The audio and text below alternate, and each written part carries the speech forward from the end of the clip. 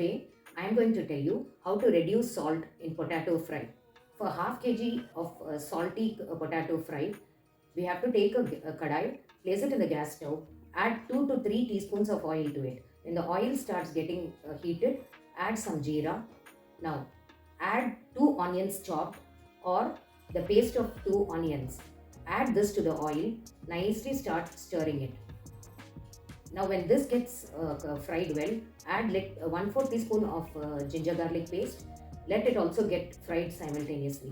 Now at this stage, add other masalas like hing, coriander powder, garam masala powder. Now when this gets slightly fried and the raw smell is gone, add the puree of 2 to 3 tomatoes. Now let this stir it well and let this get nicely fried. Add the original potato fry which is salty to this. Now stir it well and cook it on slow fire. And in case required, you can add also a half teaspoon of sugar. Stir it well and taste it.